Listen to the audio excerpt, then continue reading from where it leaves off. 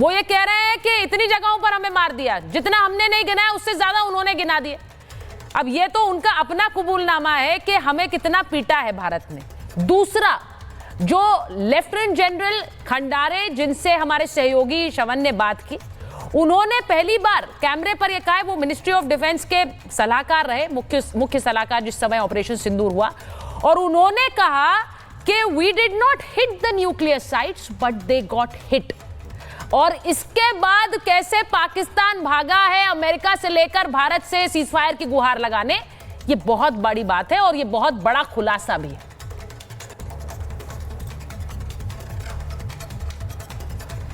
Sir unmute कर लीजिए, ambassador.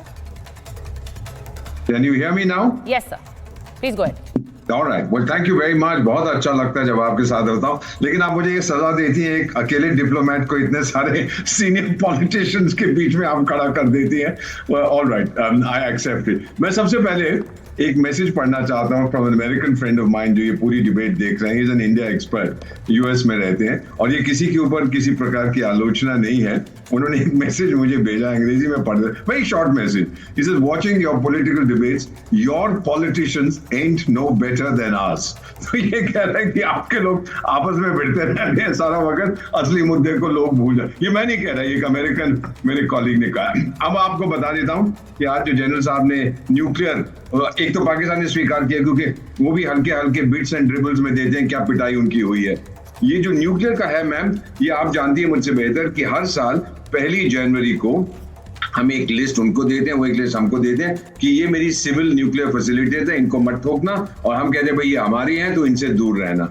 लेकिन मेरा मानना है, जो मेरे एक्सपर्ट फ्रेंड्स हैं जो बहुत कुछ जानते हैं, जिन्होंने पूरा एनालाइज किया, वो कहते हैं कि आतंकिस्तान ने झूठ बोलकर कुछ ऐसी जो यूरेनियम को और मजबूत करते हैं, जिसे हम सेंट्रीफ्यूज कहते हैं, उसको एक मिलिट्री बेस में ले गए थे, वहां पे एनरिचमेंट कर रहे थे। और उसके लिए क्योंकि आपको बिजली की आवश्यकता होती है नॉन स्टॉप, अगर बिजली रुक गई तो बहुत समस्या होती है, तो एक सिविल न्यूक्लियर रिएक्टर भी छुपे छुपे वहां पर ले गए थे और उसके जरिए बिजली पैदा कर रहे थे।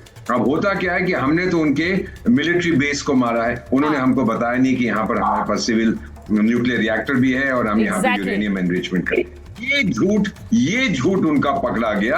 और मैम, ये जो चेरनोबिल की आप बात करते हैं, बहुत साल हो गए, आपकी उम्र बहुत कम है, मैंने तो देखा, मैं तो पोस्टेड हूं, फुकुशिमा जेमो हुआ है, जब रिएक्टर का सिर फटता है तो रेडिएशन बाहर निकलती है, उसको रोकना बड़ा मुश्किल है। और सारी सर्कमस्टेंशियल एविडेंस जो आप ला रहे थे, बोरॉन कार्बाइड, और फिर आप ये ला रहे थे, वो पानी था नहीं वहां पे क्योंकि दोनों तरफ से सुरंग ब्लॉक हो गई थी।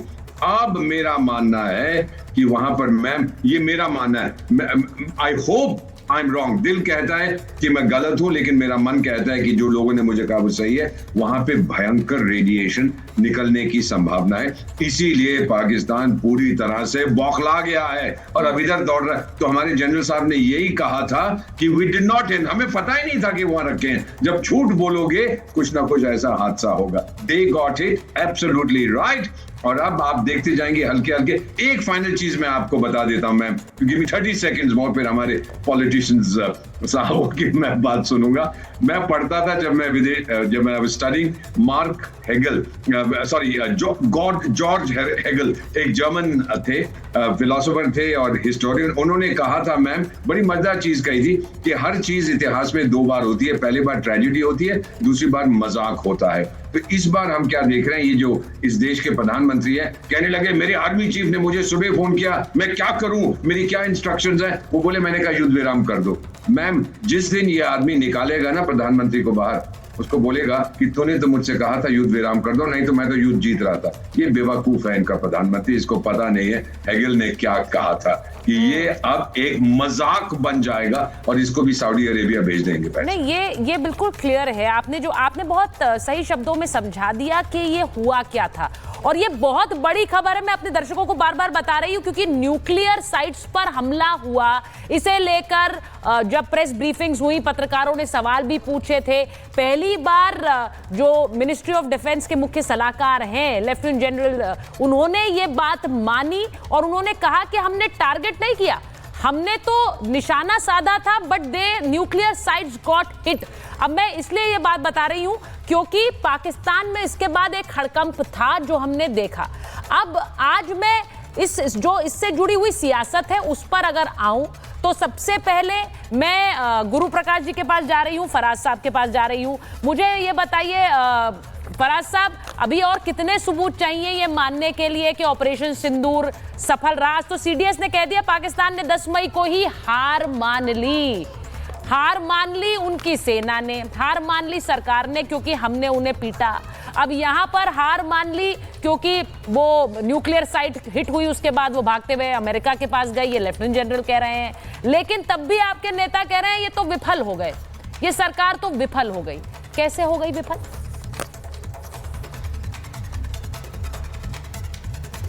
सुचारिता जी, जरा मेरे नेता की वो बाइट चला दीजिए जिसमें उन्होंने कहा है कि ऑपरेशन सिंदूर विफल हो गया है। मेरे नेता मतलब इस देश के भावी प्रधानमंत्री आदरणीय अखिलेश यादव जी। जरा चला दीजिए बाइट, मैं भी देख लूं जरा से कि कहां उन्होंने कहा। आपने मेरा सवाल सुना? ऑपरेशन सिंदूर विफल हो गया। मैंने आपने मेरा सवाल सुना? नहीं फराज जी आपने मेरा सवाल सुना? मैंने आपसे कहा आपके नेता तब भी कहते हैं कि ये सरकार तो विफल हो गई। मैंने क्या कहा? आपके नेता कहते हैं कि ये सरकार तो विफल हो गई।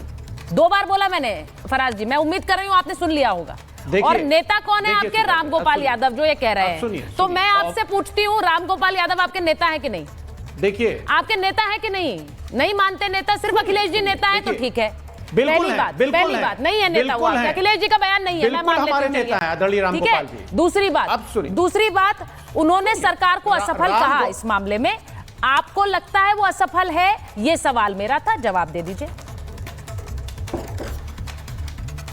मैं जवाब दे रहा हूं। देखिए सुचारिता जी, सबसे पहले तो मुझे बड़ी खुशी है कि आपके चैनल पर अपने इस पड़ोसी को आतंकिस्तान मैं कहता था, और आज हमारे सीनियर जो बैठे हुए हैं वोरा साहब, इन्होंने भी आतंकिस्तान कहा। भारतीय जनता पार्टी के लोग हमेशा उसको पाकिस्तानी बोलते हैं। खैर, उस आतंकिस्तान के लिए हमारी सरकार की तरफ से एक शेर है, सुनिएगा। हमारी सरकार की तरफ से, हमारी सरकार की तरफ से शेर सुना रहा हूं मैं सुचारिता जी, कि किताब सादा रहेगी कब तक, कभी तो आगाज़े बाब होगा। जिसने बस्ती उजाड़ दी कभी तो उसका भी हिसाब होगा।